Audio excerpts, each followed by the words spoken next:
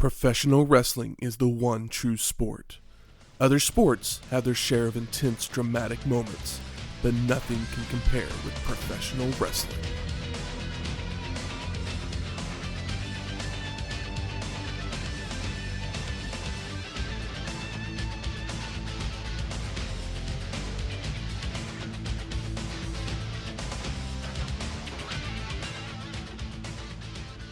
Welcome to Wrestling History X, where three friends come together to talk about the stories behind the matches. I'm all by myself. Yep, that's right. I'm all by myself. Matt, all by himself. We had some scheduling issues, and so all three of us couldn't get together, or even just two of us, like we've done in the last couple weeks. But I'm here. We have a 7-year-long streak of this show coming out. We're not breaking it. It's not happening. Because we know you expect us to be there, so we're going to be there. This week we're covering episode 346, WCW Monday Night Nitro. There's no tagline because it's a Monday Night Nitro. It's a TV show. But this is the 176th episode of Nitro produced by WCW. It would take place on January 25th, 1999 from the Reunion Arena in Dallas, Texas, with an attendance of 16,014 and a TV rating of 5.0.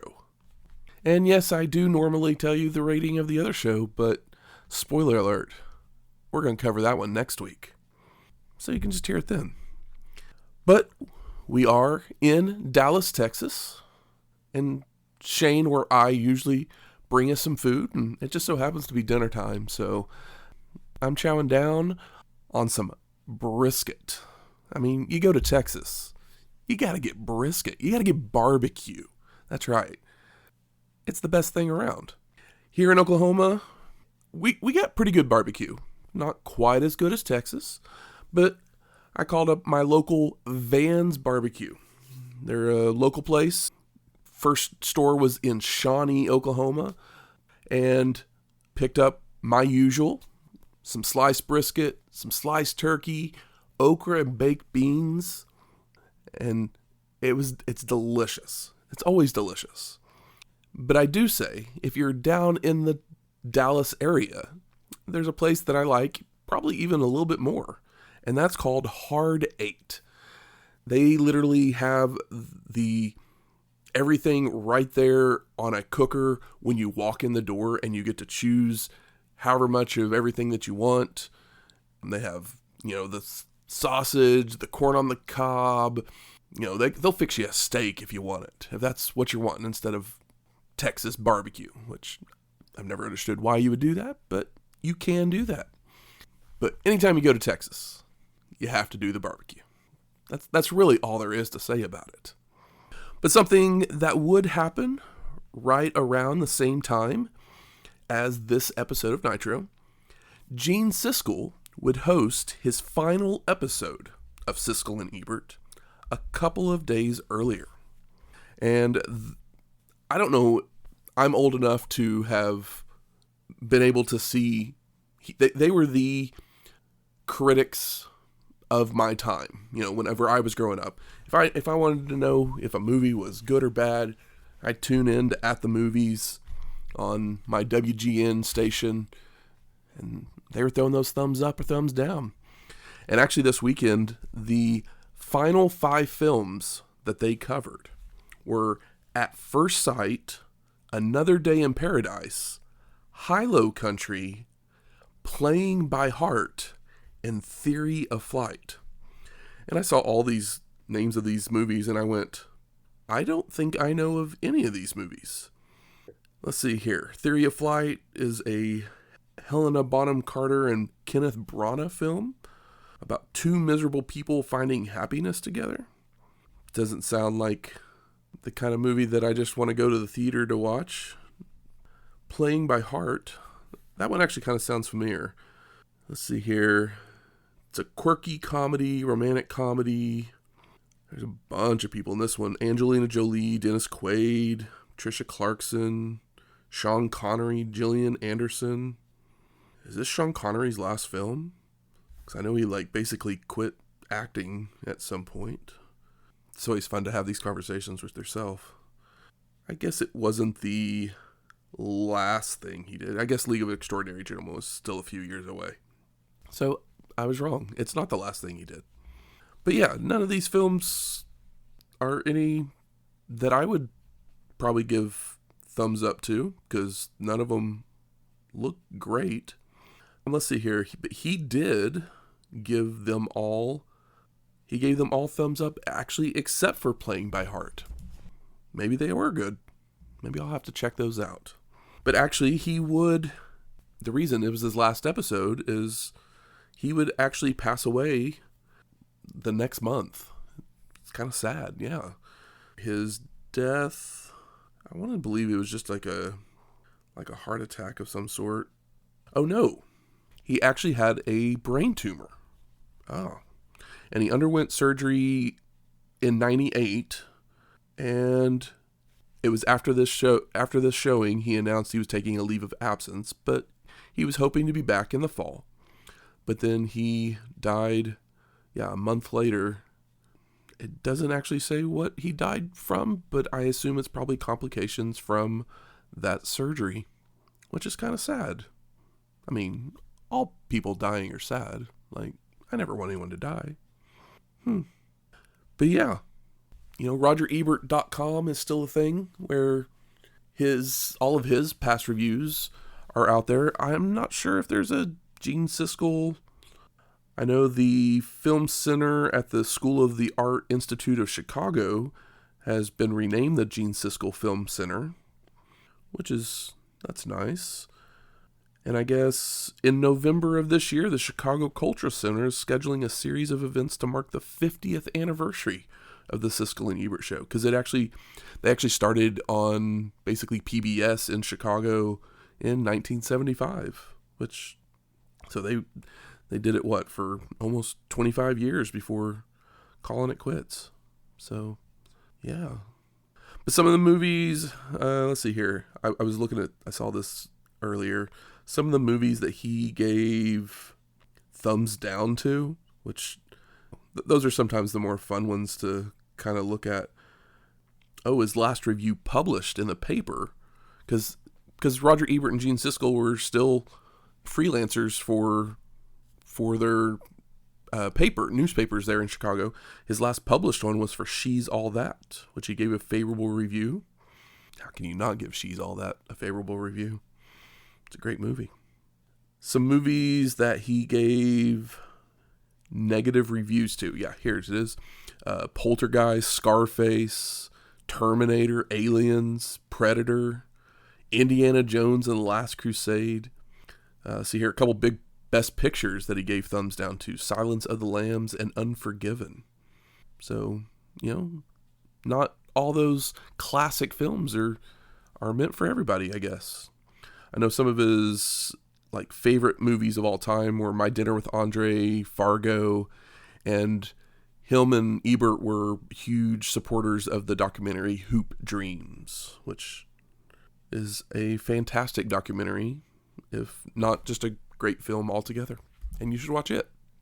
I just gave you a whole bunch of movies there that you should check out or not check out. See if you can find some old Siskel and Ebert reviews out there on the internet. They were always a fun duo to watch. But let's talk some Nitro. And with it being me, just here by myself, we're going to probably get through this pretty quickly. So, buckle up, because here we go. We go to highlights from last week's Thunder, where Vincent is talking to other NWO members, where he tells them he just wants to be called Vince, but no one really pays him any attention before he goes to drink some raw eggs that were in his locker, when he notices a camera filming the locker room. We then see who's watching that feed. It's Hogan, Nash, Hall, and Buff inside of a limo, with Hollywood sighing and saying, "I guess we know what time it is." Tony Schiavone then welcomes us to the show, joined by Mike Tenay and Larry Zbyszko, followed by talking about Vince being the most senior member at Thunder. so he entered a team in the tag team title tournament. Tony then sends it to a scene at Love Field earlier in the day, where Curt Hennig is telling Stevie Ray why he hasn't been wearing the black and white. He saw the storm coming. Stevie then tells other members he's going to give Hogan a piece of his mind, when Vince tells everyone to meet up with the red and black. And we go back to the announce table where they hype up the show and the matches we will see tonight, before sending it backstage, where Ric Flair and Eric Bischoff are with a group of fans at the merchandise stand. The Nature Boy has Eric selling t-shirts while wearing a wig to cover his bald head, which happened after Bischoff lost a hair versus hair match on last week's Nitro. And Flair changes his mind, so instead of Bischoff selling at the stand, he's sending Eric out into the crowd to do so instead. Now back in the arena, the Nitro girls dance in the entranceway, while the announcers talk about the Bischoff situation, followed by the Nitro opening package. And we come back to our announcers recapping the Steiner DDP feud, where Scott was bothering the Nitro girls last week, even going into their locker room to berate Kimberly about her husband, leading to Paige giving an emotional interview on Thunder, saying, "Sometimes in this business, it gets real fast. That's not a warning. That's a fact." And Pyro goes off in the arena when we go back to the airport, where Stevie still wants to talk to Hollywood, winking at Hennig as everyone walks off. But we come back to our first match, Al Greene versus Disco Inferno. And a fun fact about Greene is that he was actually Kevin Nash's second tag team partner in the Master Blasters as Blade. But on our show, we only saw that gimmick before Greene joined the group. So we've never seen him before. And Al takes control with a knee lift and goes for a gorilla press slam. But Disco slips free and clotheslines Greene out of the ring, followed by knocking him off the apron to send Al crashing into a guardrail. Now back in the ring, Greene responds with a short arm clothesline for a 2 count, only to telegraph his move, allowing Inferno to hit an elbow to the back of the head and a swinging neck breaker. And Disco with a second rope elbow drop for a near fall, but he has his whip reversed, with Al delivering a corner splash and back elbows, before nailing a butterfly suplex for a 2 count. And Greene keeps up the attack with a power slam, only to miss a charge into a corner, leading to Inferno hitting the chart buster for the pin and the win. And we go back to the airport, where Hennig tries to talk about what's going on with the NWO. The red and black have limos, while the black and white got Ford Tauruses when the plane arrives. And Stevie Ray goes to talk to Hogan, only to snitch on Vince and Curt going against the NWO. And the Wolfpack walks over to the cars to find Hennig choking Vince in it. So the Wolfpack attacks Curt, leaving him to the black and white, before getting in their limo to drive away. Also leaving Stevie mad that he's still on the B team as we go to break. And we come back to the NWO walking backstage, where they're happy about taking out Hennig, as well as Stevie Ray being given a B team shirt and having his clothing choices being ripped on. Because he's basically wearing like what Rock wears on Raw usually. The like $500 silk shirt type thing. Which I'm pretty sure that's what the joke was, what they were going for. And while they're all doing that, we go to a double screen to see Bam Bam Bigelow making his way to the ring with a ladder, grabbing a mic to say he has one objective, and that is to beat Goldberg. But he continues that he isn't going to stop until that is accomplished, before turning his attention to Scott Hall, who zapped him with a stun gun, and Bigelow isn't letting that slide. And Bam Bam brags about being hardcore and extreme, so he wants a stun gun ladder match, as we go to split screen to see the NWO discussing the challenge. We then cut to a fan talking to Doug Dillinger about how Bischoff shortchanged them while purchasing their merch. So Doug tells Eric to give her the money, with Bischoff complaining that he's just giving away WCW's money, which really made me laugh because he doesn't realize the irony of what he's saying, because that's literally what he does every time he signs these guys that do absolutely nothing. Vince! And we go to break. And we come back to Mean Gene in the ring, bringing out the president of WCW, the Nature Boy, Ric Flair. And Nate reminds us that he will be facing Hogan for the WCW World's Heavyweight Championship at Super Brawl, and says that the Horsemen could have taken the life of Horace, but they returned him to the NWO. Flair then turns his attention to Bret Hart, that he can do the same things that Hollywood can do, and announces that he will defend his U.S. Championship against someone the Championship Committee chooses, followed by mentioning that the Hitman will face Booker T tonight. The Nature Boy continues that there will be wrestlers all around the ring for the tag team title tournament match, so that the outsiders don't interfere, before telling Hogan to choose any two members of the NWO to face him, Benoit, and Mongo in the main event. And as we go to break, we see referee Scott Dickinson, who Tony lets us know has been suspended, sitting in the front row. Ooh, wonder what's going on there.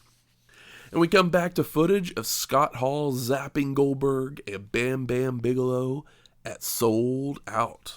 I remember that. I thought it was good until the ending. But we get our second match.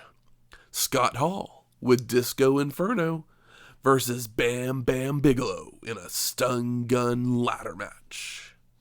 And Hall takes the mic to say that he and Disco pride themselves on giving the fans exactly what they want to see, accepting Bam Bam's challenge and calling him out. So Bigelow makes his way to the ring, where Scott throws his toothpick, leading to Bam Bam throwing a right hand and shoving his opponent down to the mat.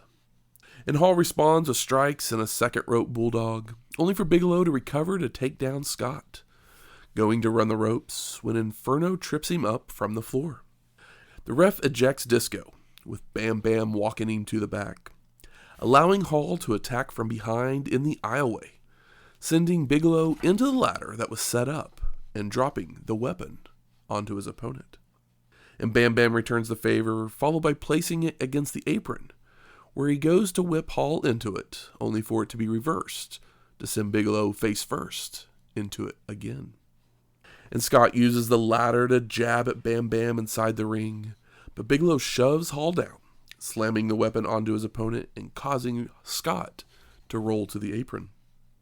And Bam Bam keeps up the attack with the ladder until Hall drops to the floor, causing a teeter-totter of the weapon right into the face of Bigelow. And Scott rolls back in to slam the ladder onto his opponent, putting Bam Bam's leg in between the rungs and stomping down on the weapon as we go to commercial. But we come back to Bigelow whipping Hall into the apparatus, before Bam Bam misses a corner splash, causing him to crash into the ladder.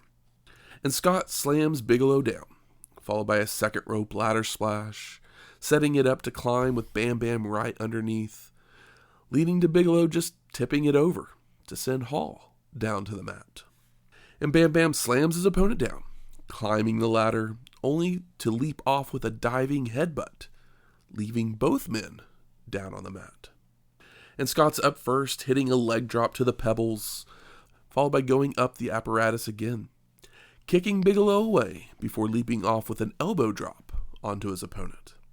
Hall climbs again, but Bam Bam cuts him off this time by connecting with a back suplex off the ladder, followed by making the climb himself when Scott drop kicks it to send Bigelow crashing down. Hall makes the climb, but Bam Bam tips it over, so Scott hits the canvas hard, allowing Bigelow to make it to the top, grabbing the stun gun, only for Hall to low blow him. And Disco runs back down to give Scott a stun gun before heading to the back, when Goldberg comes out, spearing Inferno in the aisleway. Bill then makes his way into the ring to double spear both competitors, grabbing the stun gun to use on both of them as well as the ref calls for the no contest. This was a fun match, really, until Goldberg came out. They just didn't want to do a finish. I mean, I know we're going to get a triple threat at some point. We have to. We just have to. Post-match, Scott Norton runs out to attack Goldberg from behind, leading to Hall using the stun gun on Bill, only for Goldberg to no-sell and stand tall in the ring, sending the NWO retreating to the back, as we see Chuck Norris in the crowd as we head to break. And we come back to Mean Gene with Bret Hart in the back. And Okerlund mentions that the Hitman will have to defend his title at Super Brawl, with Hart not knowing what Flair's problem is. It's like he's holding a grudge against me because I beat him when I first showed up in WCW. Bret continues by asking who Booker T is, calling him a loser, wondering if he even has the guts to step into the ring with the Hitman, before saying he knows who deserves a title shot. El Dandy. And Mean Gene kind of scoffs at it, and Bret goes, "Who are you to doubt El Dandy?" It's a great moment. Hart then insults Dean Malenko, who injured him, followed by saying he won't play hurt tonight, but Booker T doesn't deserve a title shot, reiterating that Flair is holding a grudge against him.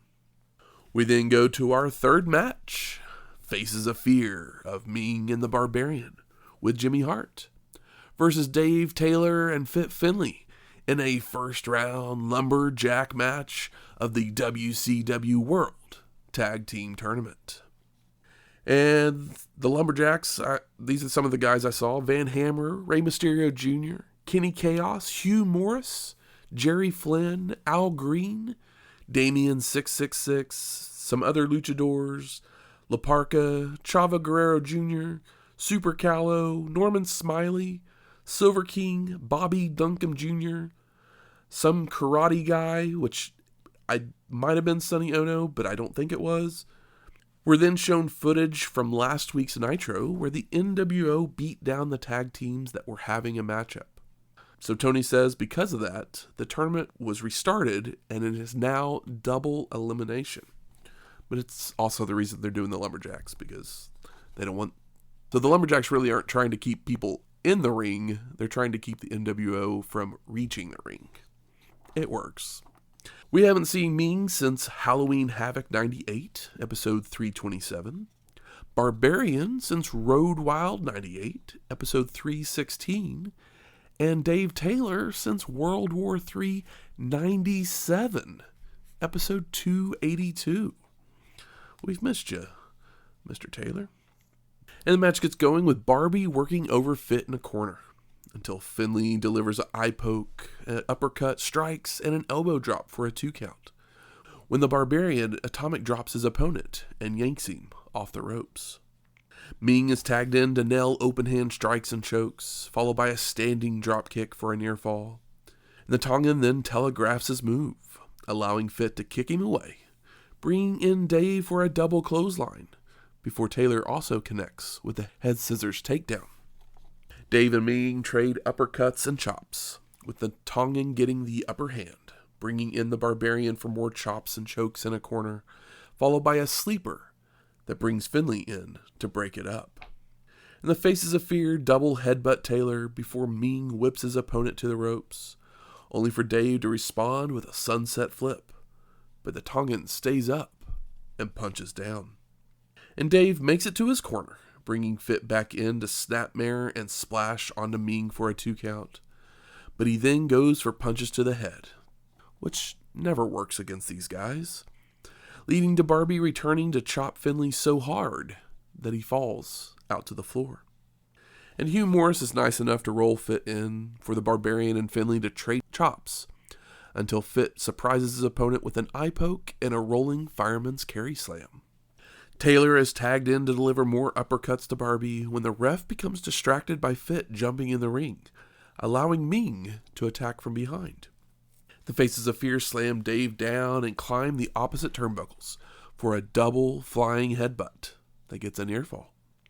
Jimmy Hart then gets on the apron, which brings Finlay over to knock him down, while Meng back body drops Taylor to the Barbarian, who catches and power bombs Dave down for the pin and the win. That's a really cool tag team finisher. Really only works for these guys. You gotta have two big ass dudes to be able to make that look plausible. We then go to footage from last week's Thunder, where Kidman and Chavo are teaming to face Horace Hogan and Bryan Adams, with the Cruisers taking out their opponents, only for Vince to jump in the ring to slapjack Billy across the head, allowing Adams to make the pin as we go to commercial. Cool, thanks for that recap. We come back to more footage from Thunder, where Saturn's wearing a dress during a match against Al Greene, where he uses it as a weapon to help him win. Once again, do we just need to waste like 5 minutes showing Thunder recaps? Is that what this is? Tony then tells us that DDP isn't there, while we see security being told to watch for Scott Steiner outside the Nitro Girls locker room. That leads us to our fourth match, Norman Smiley versus Perry Saturn. And Perry shoves Smiley down as fans and the Brain whistle at him wearing a dress, before grabbing a side headlock to wear down his opponent, followed by a double underhook overhead suplex that sends Norman to the floor. And back in the ring, Saturn reapplies the headlock, only for Smiley to escape with a back suplex, stomps, and a knee to the gut. He teases the big wiggle, which leads to Perry answering back with right hands and an axe handle. Norman then ducks multiple clothesline attempts and catches Saturn with a power slam for a 2 count as we go to break. But we come back to a Perry sleeper hold, but Smiley escapes with another back suplex, stomps, and a swinging scoop slam, before a double underhook slam for a near fall. Saturn's then sent to the ropes, only to sidestep on his way back into a roll-up for a 2 count. But Norman recovers to nail a big clothesline, a slam, and chops in a corner. Perry's whipped across the ring, only to bounce out with a clothesline and go for a springboard splash. But Smiley gets his knees up and signals for the big wiggle, followed by a back body drop for a near fall.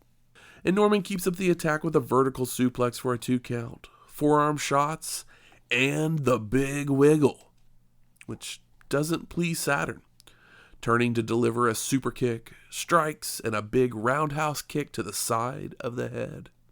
Perry then hits a power slam and heads up top to connect with a flying knee drop, followed by mocking the wiggle and planting Smiley with a Death Valley driver for the pin and the win. Post-match, Scott Dickinson is shown sitting in the front row again, so Mean Gene comes out to talk to him about his suspension of 30 days by J.J. Dillon. And Scott says he can be in attendance. He has a ticket. But he believes the process is flawed, as he didn't get an appeal. And Dickinson continues that J.J. just wants him to get over with the wrestlers and Ric Flair, but then just turns and walks away as we go to commercial. And we come back to Herschel Walker in the crowd, followed by footage from earlier in the evening, where the Nature Boys talking Bret Hart and his match tonight with Booker T. But that leads us right into our fifth match. Bret Hitman Hart versus Booker T. And Hart bails to the floor to stall early on. But once he's in the ring, Booker hits a few knee lifts, kicks in a corner and a clothesline that sends Bret rolling out to regroup. Test of strength. Yeah. When he returns with Booker T taking the Hitman down to the mat and stomping on his hands. Booker whips Hart to a corner, following in, only to get a big boot and an atomic drop to put Bret in control. And the Hitman continues with a DDT, headbutt to the gut, eye rake across the ropes and chokes, before tossing Booker T to the floor, where Hart runs his opponent into the railing and more chokes with a cable. Now back inside, Bret keeps up the attack with an elbow drop and goes for a vertical suplex, but Booker blocks and counters into a roll-up for a 2 count. And the two men trade strikes when Booker T connects with a Harlem sidekick for a near fall, only for Hart to mule kick down low, followed by a side Russian leg sweep. And the Hitman turns his focus to the knee of his opponent, working it over before locking on a figure 4 in the middle of the ring, where Booker refuses to give up, finally turning the hold over as we go to break. And we come back to Bret reapplying the figure 4, but Booker T reverses the hold again, forcing Hart to reach the ropes. Now back to their feet, the Hitman hits a backbreaker, only to miss a clothesline, allowing Booker to bounce off the ropes with a leaping forearm smash, an axe kick, snap suplex, spin-a-rooney, and a Harlem sidekick.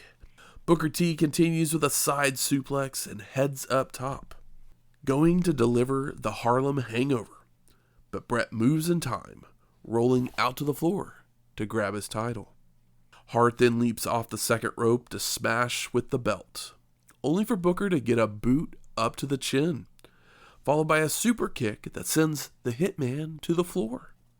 And Booker T gives chase to drop his opponent throat first across the railing and uses the cable cord for choking of his own. Bret escapes back inside the ring, but Booker brings the cord with him to continue the choking until the ref takes it away, giving Hart the opportunity to whack Booker T with the U.S. Championship, knocking him down for the pin and the win. This was a very good match, and it's obvious that Booker T wants that belt. I wonder if he'll be the championship committee's decision for Super Brawl, because I'd like to see that match again. We see Jean-Claude Van Damme in the crowd before we go to footage from last week's Nitro, where Scott Steiner comes out in the middle of the Nitro girls performing, telling them to stop dancing because he's looking for a little romancing. He grabs Shay to see if she likes touching a real man, when Kimberly interrupts, telling Big Papa Pump not to touch the girls. Scott begins asking her if she wants a real man, because he beat her man like a dog. We then go later in the evening where Steiner enters the Nitro girls locker room to continue the harassment, followed by DDP giving a passionate promo on Thunder as we go to commercial. And we come back to Eric Bischoff still wearing his toupee, trying to sell foam fingers in the crowd, but no one has any money. But that takes us right to our 6th match, Scott Norton versus Goldberg. And Norton starts it off with chops, only for Bill to fight back to slam Scott down, applying an armbar, forcing Norton to reach the ropes. Goldberg with knee lifts, a power slam, and strikes, until Scott reverses a whip to nail a power slam of his own. But Bill no-sells and kicks Norton to the floor. Goldberg then leaps off the apron with a double axe handle, only for Scott to catch him, ramming Bill into the apron and railing. He goes to lawn dart his opponent, but Goldberg slips out the back, shoving Norton face first into the ring post. Posted! Before an elbow drop in the aisleway. And they brawl on the outside when Scott fights back with a short arm clothesline, rolling Bill back inside and heading up top for a flying shoulder block that only gets a 1 count, as Norton keeps up the attack with a back suplex for a near fall, another short arm clothesline, chops, and a corner splash, before going for a powerbomb, only for Goldberg to escape and deliver a spear and a jackhammer for the pin and the win. Post-match NWO B team runs down with Bill fighting them all off, causing the black and white to retreat. And as Goldberg poses all of our celebrities that we've seen over the evening, Chuck Norris, Herschel Walker, Jean-Claude Van Damme, and even one we haven't, Bret Hull, jump in the ring to celebrate with the former champ as we go to break. If you don't know who Bret Hull is, he's a hockey player. At the time, he was playing for the Dallas Stars. He used to play for the St. Louis Blues as well, I believe. Not a huge hockey guy, but I know a little bit. We come back to the Nitro girls dancing in the entranceway, where Steiner comes out to the announce table to watch the girls dance, but leaves without any issues as we go to commercial. And we come back to a video package over Flair's issues with the NWO, seeing the beatdown of his son at Sold Out before footage of Bischoff being beat by David, which caused him to lose his hair. We also see the Nature Boy wonder if Hogan can do anything without his boys. But at Super Brawl, he's going to have to wrestle Nate for the title, which Hollywood accepts. Order the pay-per-view now. It felt like it was a recap package, but it was actually a commercial. It was weird. But that takes us to our 7th match. NWO of Scott Steiner, Kevin Nash, and Hollywood Hogan versus the 4 Horsemen of Steve Mongo McMichael, Chris Benoit, and the Nature Boy, Ric Flair. And Michael Buffer makes the announcement, so let's get ready to yeehaw! We're in Dallas, guys.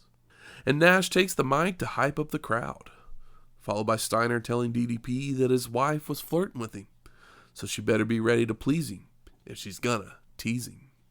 And Hogan chimes in that WCW fans stink real bad, before saying that the Nature Boy better hope he has 9 lives at Super Brawl, followed by, if you're not with the pack, you're gonna be hunted down by the pack, as we go to break. And we come back to the Horsemen entrance, who hurry their way into the ring to begin brawling with their opponents, when Hollywood is dragged to the floor by Nate, where they trade chops.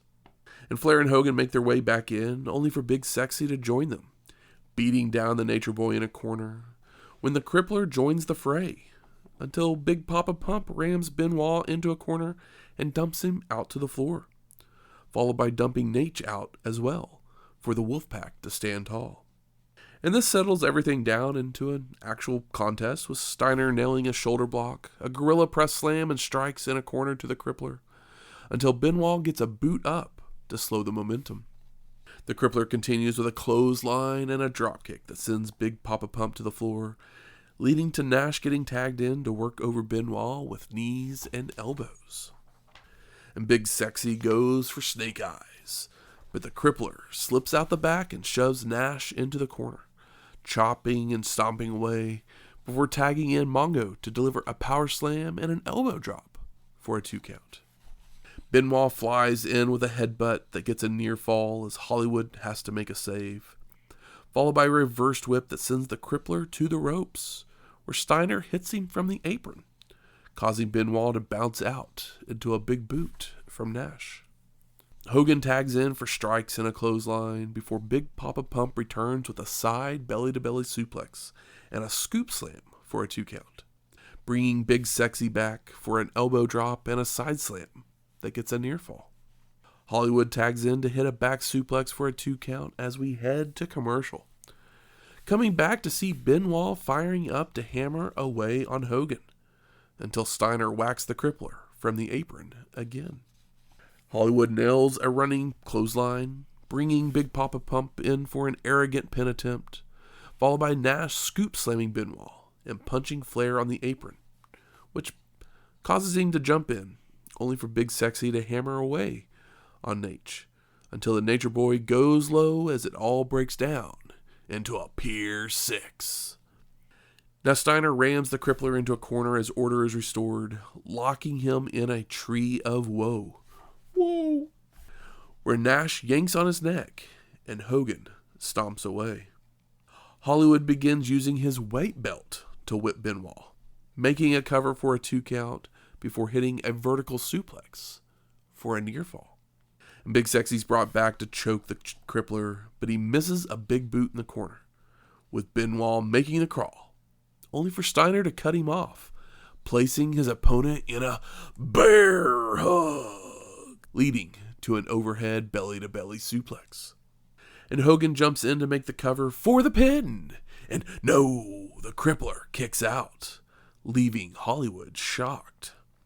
Benoit's taken down by a pair of scoop slams, an elbow drop, when Hogan goes for the leg drop, but the Crippler avoids and makes the crawl for the hot tag, Flair goes nuts on Hollywood with right hands and chops, which brings in everybody to brawl, with the Horsemen getting the upper hand as Nate goes low on Steiner and Hogan.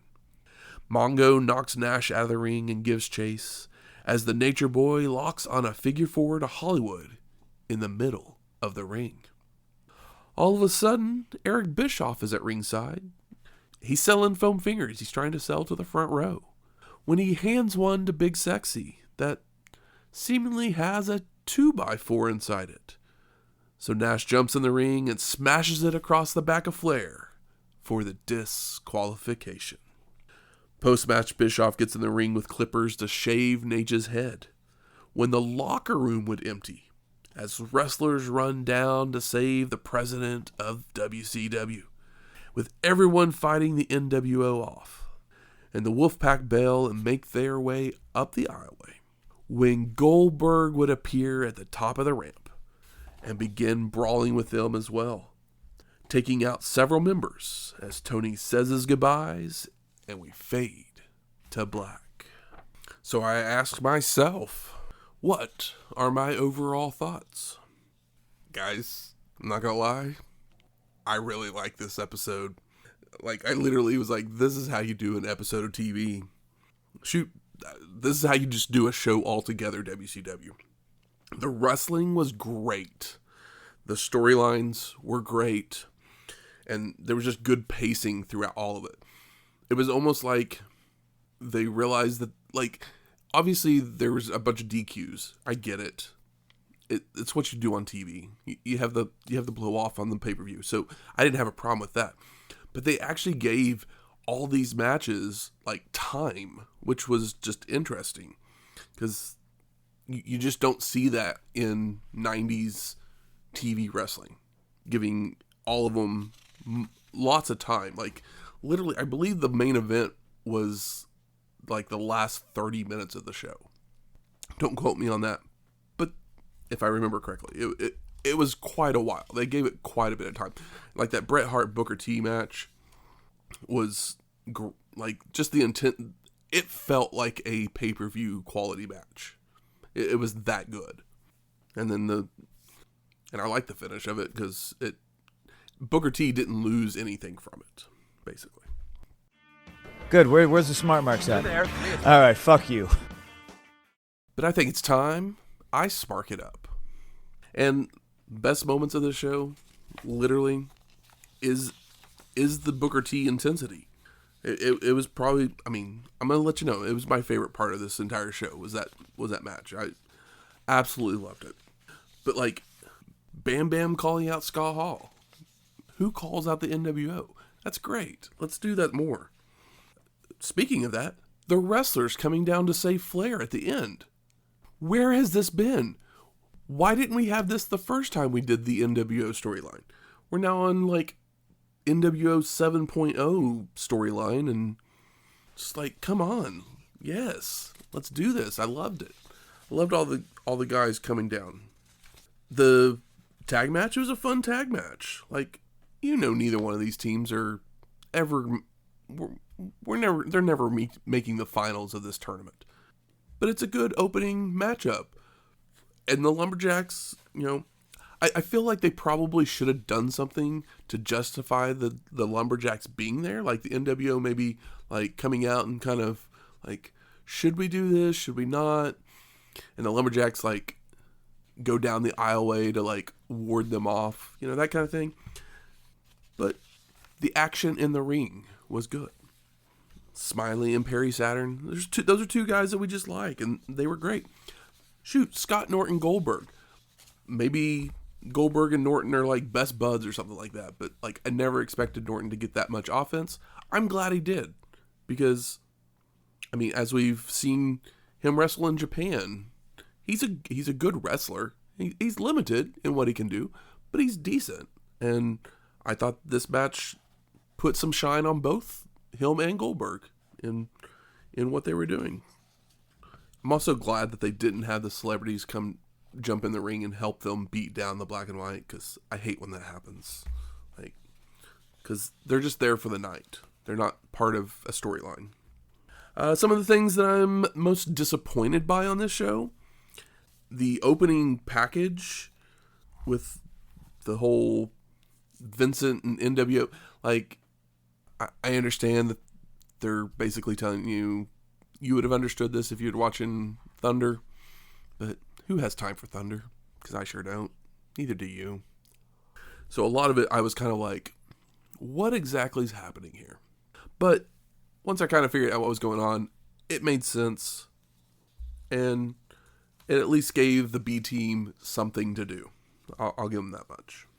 I'm trying to think if there's anything else. I mean, I mentioned don't love DQ finishes. And I didn't love Goldberg coming down at the end of the stun gun thing, because I felt like that could have definitely had a finish. But if we're setting up for a triple threat, cool. I'll give it a pass if they do that. I actually didn't mention this during best moments, but Benoit got the shine put on him in that match. Like, he hasn't gotten to work with Kevin Nash and Steiner and Hogan in his career, and then all of a sudden, like, this is where he should have been a long time ago when he first got put in the Horsemen, and they never got him there. But now he's there, and I mean, he's the best wrestler in that match. So it was, they worked that match perfectly great. He should be the one that's underneath. Best performer of the night, I call it for Booker T. I know I just mentioned Benoit as well. Like, he did a great job. So it really could be either one.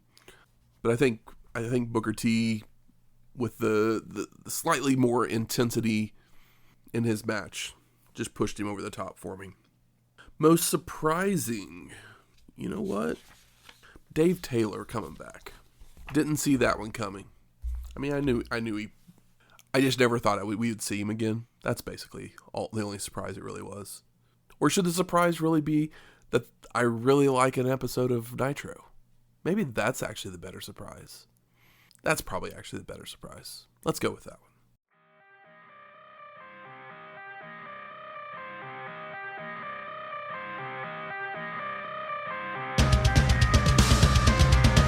For the thousands in attendance and the millions watching around the world, ladies and gentlemen, let's get ready to rumble!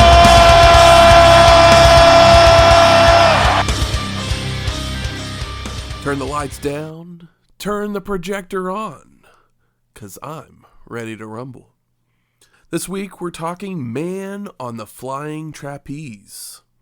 It was released August 3rd, 1935 by Paramount Pictures, directed by Clyde Brookman, and written by W.C. Fields, Ray Harris, and Sam Hardy. It stars W.C. Fields, Mary Bryan, and Kathleen Howard. The plot of our film is a hard-working, henpecked Ambrose Wolfinger takes off from work to go to a wrestling match with catastrophic consequences. Some trivia about this film. This is actually the final film credited to be directed by Brookman, but I don't know how much of it he actually directed, because Fields had to take over early in the shoot due to the effects of alcoholism. Another thing is that this is one of the Paramount productions that was sold to Universal, but it has been included in a Fields comedy collection and aired on TCM over the years. Some reviews and ratings for this one. IMDb gives it a 7.5, while Letterboxd is a 3.5. So those are pretty high scores for both those places. And I found a review from Variety in 1935. The author, I believe last name of Koff. Some of his review here. Lightweight, a misnomer, and a wiki. Fields' drawing power may build it up to a moderate rating, and it's just a series of unrelated gags. So I feel like this person may not have liked this film very much. My review is the best way to describe this film is things happen. Every scene is something that is played for laughs, some better than others, to drive the little plot that there is of our main character wanting to go to the wrestling match. I've never watched a W.C. Fields film before, but from what I've read about him, his mannerisms in this are typical for him. Also a quick side note, there is no trapeze. There isn't even a circus, except for the main character's household. And the wrestler of our film is Tor Johnson. He plays the bearded Russian wrestler Tosov, who uses his power to slam his opponent through the ring. They did the old broken ring gimmick. That's right. And this is actually the third time we've seen Tor Johnson. We'll see him a few more times. I gave this movie a 3.0 and a wrestler performance of 3.5. I mean, he did some wrestling moves, especially slamming a dude through the ring. That was pretty cool. If this sounds interesting to you, you can find this film on YouTube, or at least that's where I watched it. Hopefully it's still there. It should be in the public domain by now. Next week, WWF Monday Night Raw. I mean, I told you earlier in the show. This is what we're going to do. Same day, January 25th, 1999. So, watch that episode. Get ready for this. Music from this week's show is Firestorm. And Ric Flair got the win. So we play Spach Zarathustra by Strauss.